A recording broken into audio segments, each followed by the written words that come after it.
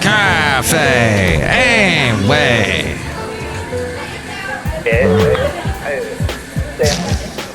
Mike's Daily Podcast. Hello, everybody. Welcome to Mike's Matthews Show. It's called the Podcast Mike Show, and it's called 2432. Mike's Daily Podcast. 2432. How are you? I am good. How about you? It's good to rhyme a word, even though it's the same one.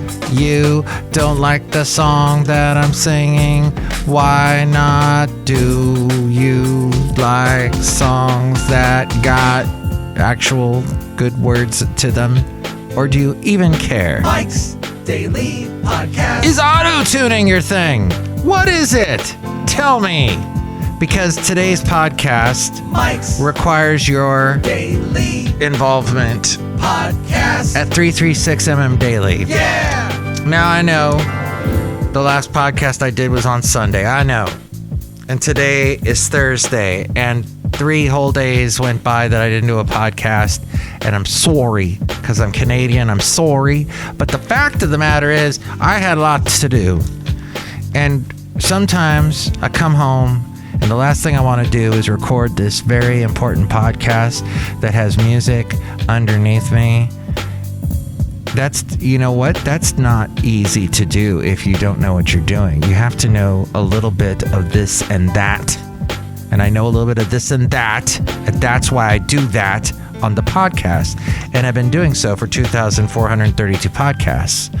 Which, by the way, did we even remember the anniversary date? This podcast began May the 7th. 2012, and I have completely forgotten the 10-year anniversary. No, 2011. The 11-year anniversary of the podcast was last week, I guess. When was the 7th? So, it was last Saturday, I think. So I got distracted, things going on. It's tough. But you know what? You don't care. I know you don't care. Honey Badger don't care. And that's the important thing. All right, we're going to talk about getting out and exploring. And here's today's podcast picture. The wild blue yonder. What do you even call these plants?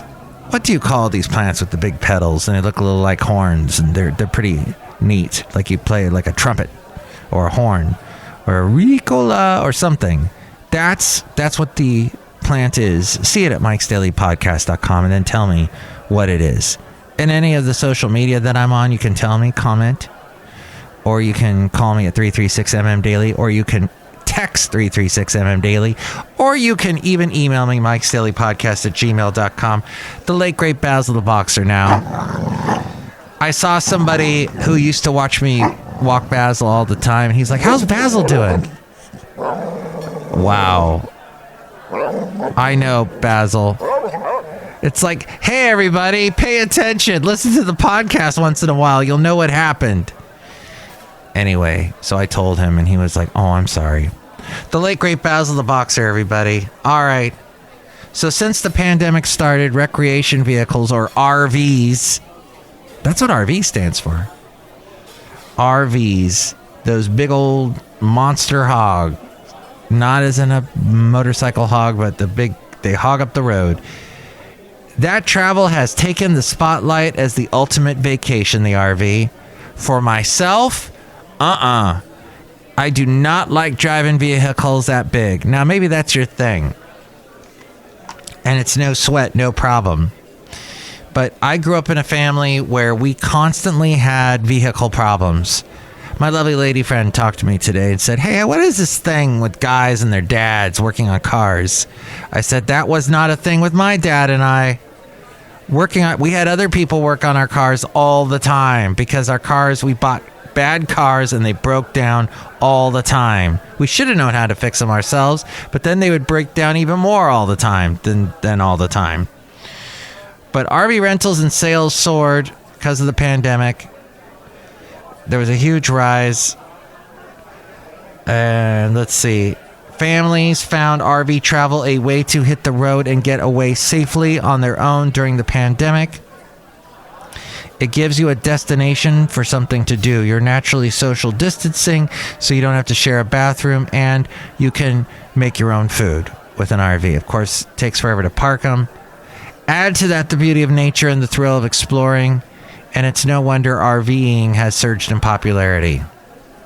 If the idea of rolling down the road in a home on wheels appeals to you, there are some important considerations. You need to plan and prepare. That's the key to any trip, but especially even as COVID wanes, which it's not really waning at all. I have had now, so I went the whole pandemic, never heard of anybody getting COVID. And now in the past month, I've known 2 people that I work closely with that had COVID.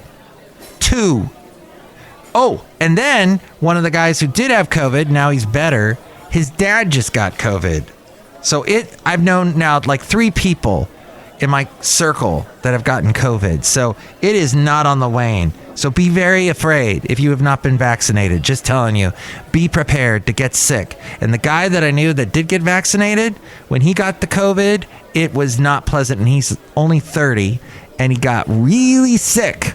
So just be prepared. If you want to dance with the devil in the moonlight, as the Joker said, Mr. What's his face? Here's Johnny guy. You are going to just be prepared. I don't want to dance with the devil in the moonlight. Thank you. I'd rather not have to deal with that. Nowadays, it's even more important to do your homework and call ahead or visit websites to see what's open. In most states, as long as your RV, that's if you're a road pirate, is under 26,000 pounds, and nearly all of them are, you won't need a special license, apparently. The RV dealer where you buy or rent the vehicle should provide you some initial driving guidance. You drive the vehicle around an empty parking lot, and perhaps it suggests here at a church or a mall, and that may help you grow more comfortable with maneuvering. When you get further instructions, you can go to places like rvbasictraining.com or rvschool.com for RV driving in different locations. As we go outside a cafe anyway, we're bringing Mike's Daily Podcast somewhere in Podcastro Valley.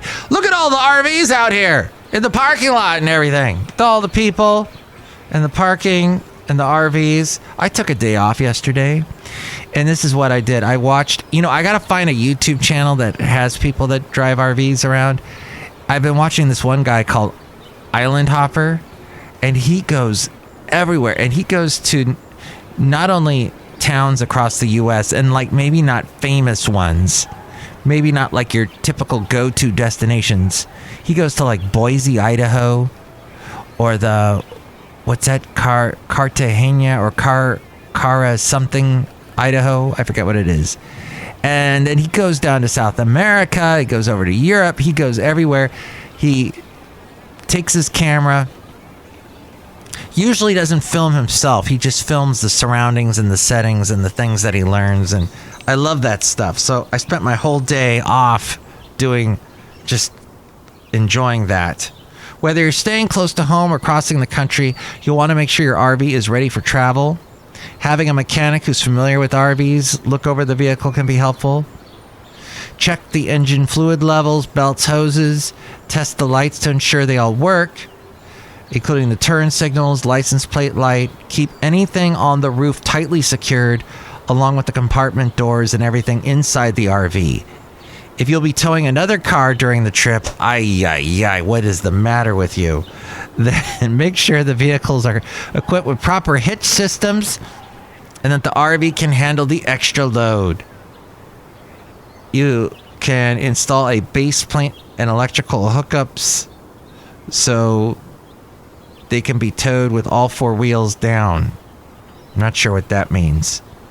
Check the tires for correct air pressure and look for any cuts or gashes. Also check the tires' manufacture date. Tires older than 5 years can be a real hazard on the road and cause blowouts. There are RV campgrounds. RV parks can be paved, and the campsites are usually closer together than those at public campgrounds. Still, the amenities of an RV park can be quite accommodating. You'll usually find hookups for electricity, water, and sewer in these parks. Also, access to Wi-Fi, although the connection may be slow.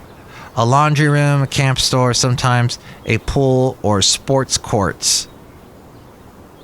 The RV park typically offers enough conveniences to smooth over bumps that arise. An RV park might be closer to stores in case you forgot something. And if you're thinking about camping, you'll find two main options: public campgrounds and private campgrounds. Public campgrounds can be found in places like state and national parks. They tend to be in rural settings and be near hiking trails or lakes. Privately owned RV parks and campgrounds are often not as remote as public campgrounds. So I guess they're suggesting not as good, maybe. Refuel, stock up on food and drink, and other stuff. And well, this all came from the Costco connection. And I'll tell you what, I gave him a plug, now I'm going to give him a slug. Why on earth do you guys send out the Costco connection? Oh, I guess so Mike can read something. Thank you. Why are you talking about RVs, Costco connection? I'll tell you, I need to go camping. I need to get out of, like, my job is basically 7 days a week now with everything going on. And there's some people that I don't know if they know what they're doing at my job. So I end up having to do some of their work, and, you know, it just goes on and on. So I guess what I'm saying is I'm pretty irreplaceable at this point. But that also means I'm needed all the time. So, and then everybody's getting COVID, so that means I got to stay healthy. And then I'm doing their job, and then, you know, it just mounts up and goes up and up and up and up. So when is Mike going to ever be in an RV? Probably never. Is Mike going to go camping? Well, he has to at some point, or he's going to lose his lovely lady friend. So you see how it goes. Mike needs to camp, needs to go camping. And I would like to do that soon. Just saying. Maybe I'll camp out here tonight. Did I bring a tent with me? No, I didn't. Look who's here. Hello, McFancy. It's Chely Shoehart, gift shop supervisor. Camping sounds like a lot of fun. Well, there's also bugs. You got to watch out for those. Camping sounds like it's not a lot of fun. Yeah. Maybe you want to avoid camp. Look who else is here. Oh, Mike, this is Floyd the Floorman. And this is John Deere, the engineer, Mike. It's really fun to camp. I like to go out to Burning Man and camp out there. Mm-hmm. Ah, with all the debauchery. That's the one thing. I don't know. You really have to know your game if you're going to be doing the Burning Man. You have to basically be an engineer like John Deere and think out everything well in advance. And that people like to do that. So that's why it's remained successful all these years. But not for yours truly. Look, my whole point of this podcast is you should go out and explore. Be careful. Do planning. Check your car tires. Check ahead of the time. If you're not as lucky as some people that got to know cars inside and out because of their dads or their moms or whoever it was that taught them all about it, kudos to you that you know. And if you don't, then find a good mechanic that you trust. That's one other thing. I could never find a mechanic that I could trust. And the interesting thing now is I'm friends with a mechanic who's retired, so he can't fix anything because he's retired. Mike, just go find somebody to fix it. But this is what's wrong. At any rate, the point of this podcast is that I had to do one because I was obligated by the work furlough program, but then also because I missed you.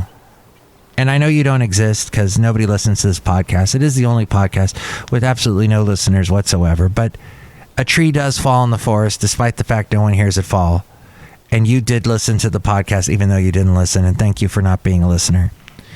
But if you would like to chime in, if you would like to be a wind chime or a wind catcher or whatever you want to be, 336MM Daily, 3 plus 3 equals 6. MM is in Mike Matthews. Daily isn't what this podcast has been not this week. Call now, 336MM Daily. But I will try.